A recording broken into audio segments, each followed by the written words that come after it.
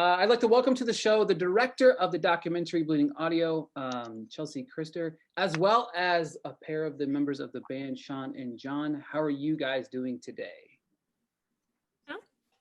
John, I'll let you take. I'll let you take this one. Oh no, sorry, Chelsea, you go.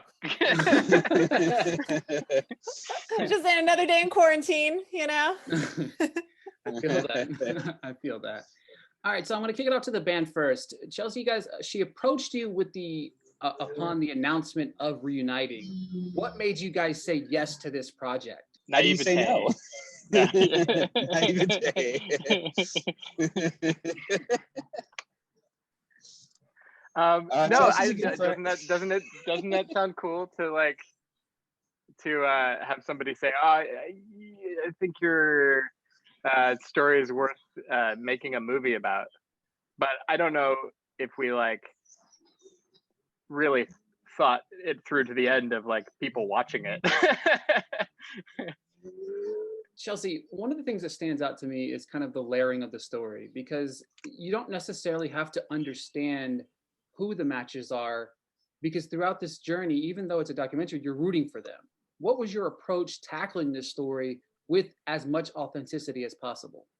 Well, and as John was saying, I'm really good friends with these guys, and I wanted to handle their story with a lot of care and respect. And to me, it was really important to represent, that the matches had this really unique and incredible journey, but to also tell the story in a way that was universally accessible. Because while the matches were a band that I do believe should have been huge, I mean, there were so many other bands from that era that fell by the wayside because of the current nature of the industry and how things were changing. And so we went at it with the idea that we were telling a matches story, but that we were telling a bigger story as well. The biggest way to make people care about a bigger story is to have really engaging and wonderful characters. And in the film you can see these guys are all wonderful human beings who are really approachable and affable.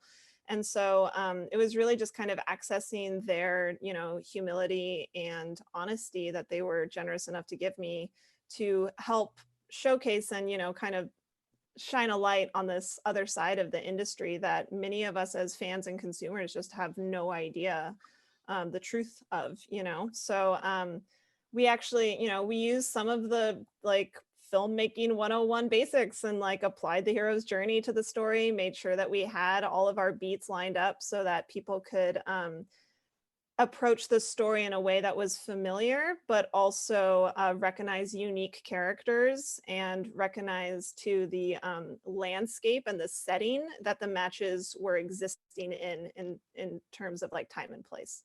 Was there any concern about being very vulnerable? Throughout the film, you guys are very vulnerable in this story, whether it's the rise, the fall, the in-between. Was there any concern with kind of showcasing that side of your journey?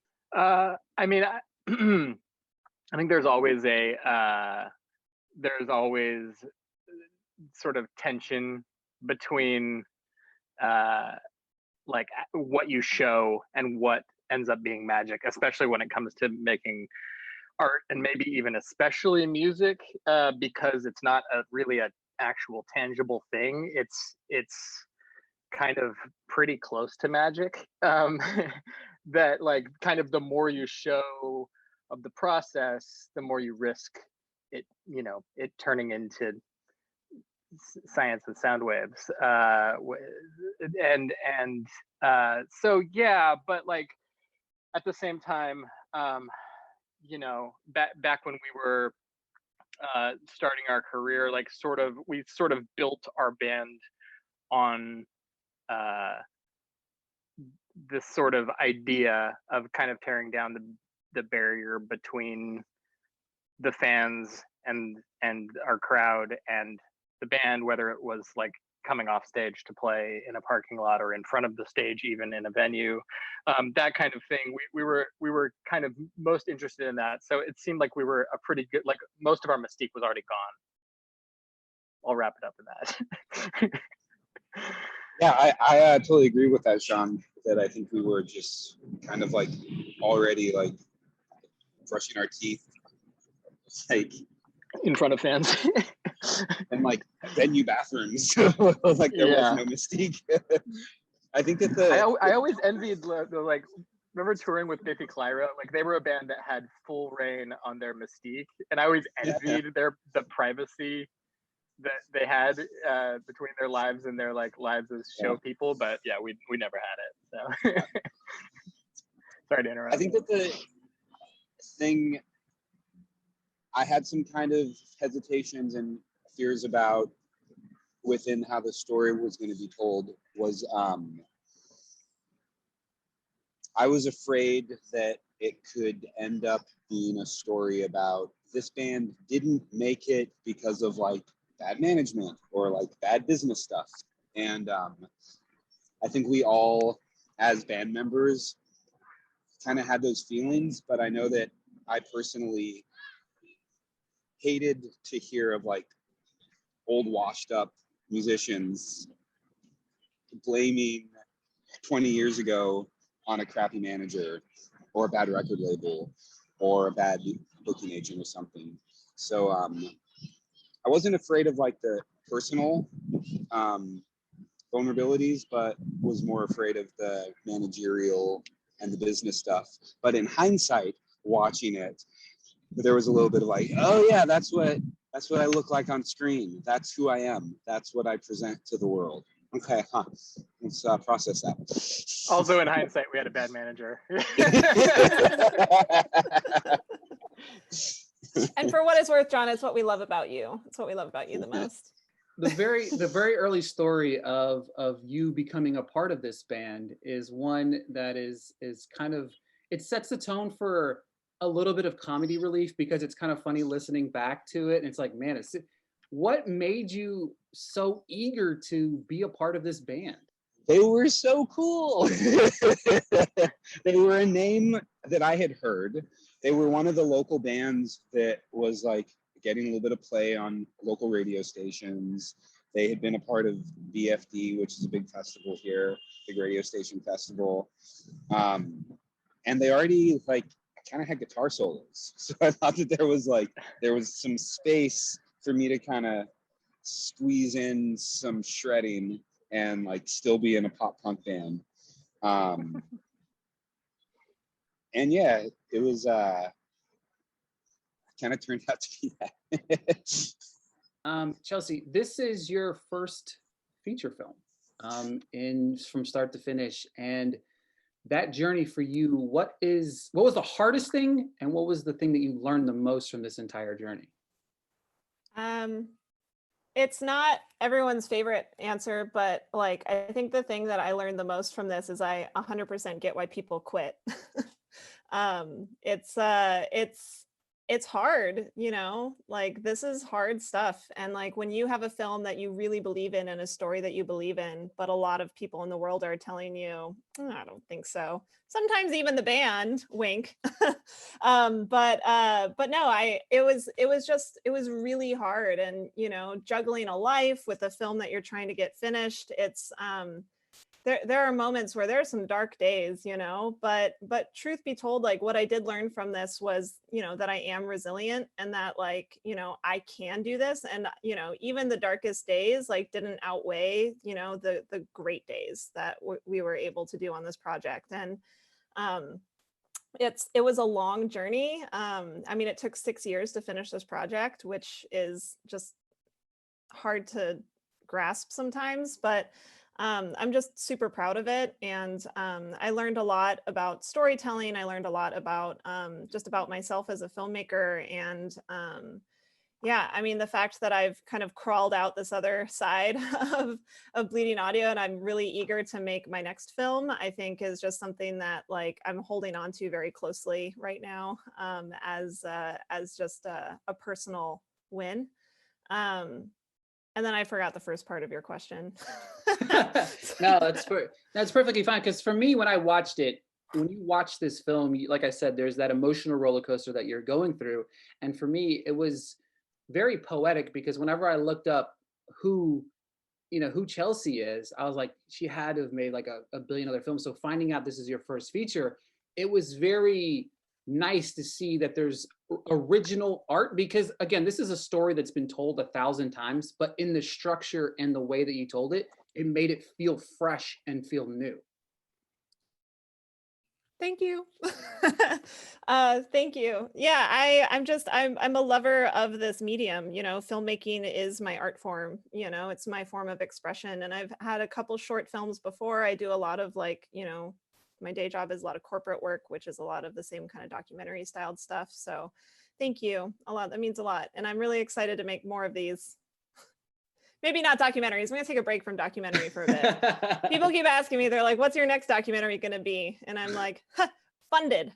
That's gonna be the next one. All right, so question to the band. What has been like that hardest transition from the early stages whenever you guys started to like how music is now?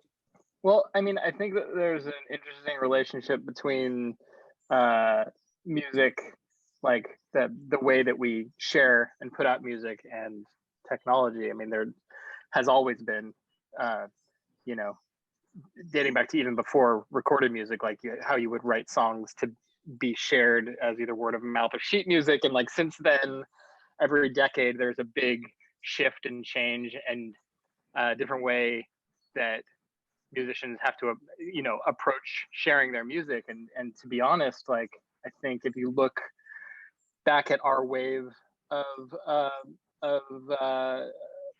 music of musicians and bands, you know, that might have been what we experienced with the transition to streaming.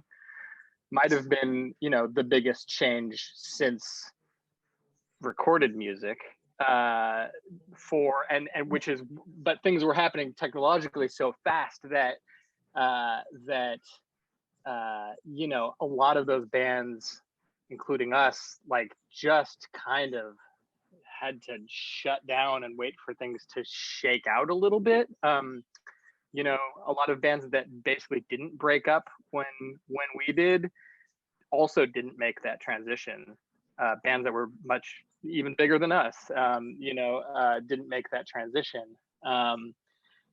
And you know, we're still, we have the luxury now of coming back and basically having the fan base that we can play anytime we want, but we're not, you know, 100% dependent on it because we had to figure out what else we were going to do with our lives. So this remains something that we can still have fun doing and get together and play shows, and it's fantastic. And our fans are amazing and aging with us and going through the same stuff as we are. But yeah, I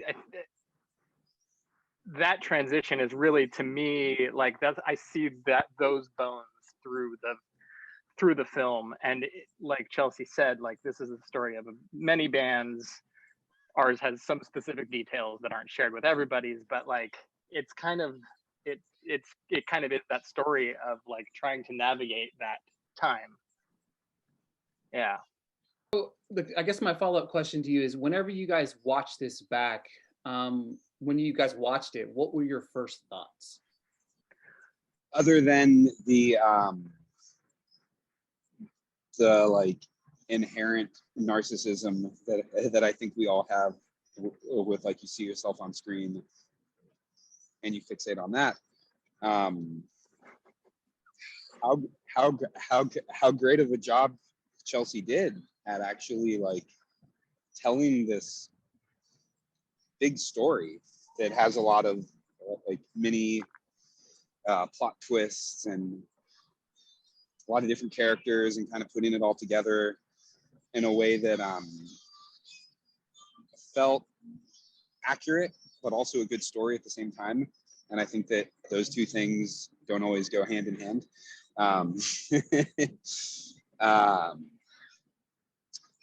Yeah, we get to like, oftentimes we get to kind of have some control of the narrative and how it affects how people hear our art. You know, like, is this a third record? Are we on the verge of a breakup while making this? You get to kind of tell people the amount that you want. And this was such a like kind of a retrospective, like going back to, you know, footage that Chelsea found that I didn't even know was still extant. Like like the degree to which the documentary affected the 3 records that we put out, like I really have, I still kind of like have, it's hard to put that into context and to look around the theater and be like, oh, are people liking our art more or less now having this context? Because it's so out of our control. It was such a long project to like consider the breadth of, you know, the decade that we spent touring in this band. And it seems like it's been, you know, the latter, that they're appreciating it more, which is nice. But like, I wouldn't have, I don't know if that's true for everybody, and I wouldn't have like have any way to gauge if it weren't. I think I'd be the last person that someone would tell. I think that based on the Facebook comments that I see, I think it makes people like us more. Yeah, and but you know, that is just to put it out there too, we've got a bunch of new fans too. A lot of the, especially through Slamdance, a lot of the you know, people who are reviewing the film who have no understanding or knowledge of the matches have been sending me screen caps of their Spotify playlists. And it's so surprising to me. It's so surprising to me because like our band, you know, to me sounds very much like, you know, 10 years ago, 15 years ago. 15 years. So it's funny to like see it in people's current playlists and go like, what does that even sound like to you? Is it nostalgic yet? Is it a throwback? Is this vintage? Like what? It's, or, you know, maybe they're hearing something else. It's hard to tell. I would argue you guys sounded ahead of your time anyway, but you know, like, what do I know? It's like new nostalgia, because it's nostalgic for an age that they remember, but it's a band that they never knew. So right. Yeah, a bunch of people are like on me about, why would you introduce me to this band when I can't see them live? That's not fair. So isn't that sentence true for every band right now? Yeah, fair point. All right, before I let you guys go, I've got a fun question to ask. What is, and I'll tell you mine first, what is everyone's favorite go-to karaoke song? Mine is Living on a Prayer. I rock it. I cannot sing for the life of me, but I rock it. I was about to say, that's high. Yeah, just ask the people that listen to it. They get emotionally distraught over it as well, but it's my go-to. What is you guys' go-to karaoke song? I just want to say, I think it's awesome that you asked this question, because the Zoom meeting that I had right before this with the fitness client, we talked about karaoke for like 5 or 10 minutes, and I haven't talked about karaoke for a long time. So, oh man, I love karaoke. Yes, I love it. I think my one of my go-tos. It's hard for me to pick one, but "One Hand in My Pocket" by Alanis Morissette. Do you do the like affectation? Yes, nice. Definitely.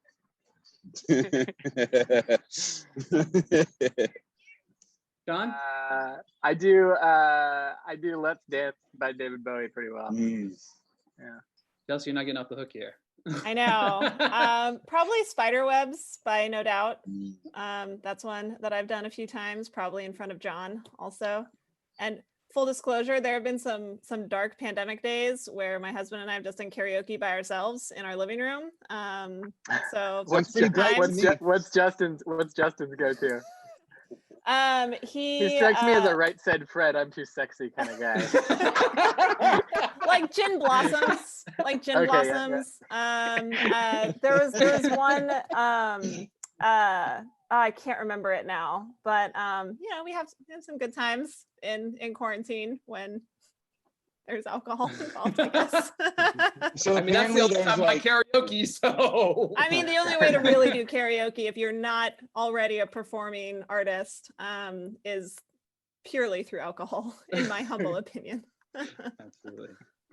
Thank you guys so much for your time today. I do greatly appreciate it. The documentary is fantastic. Thank you so much. Thanks for having us. Thanks for watching. Yeah.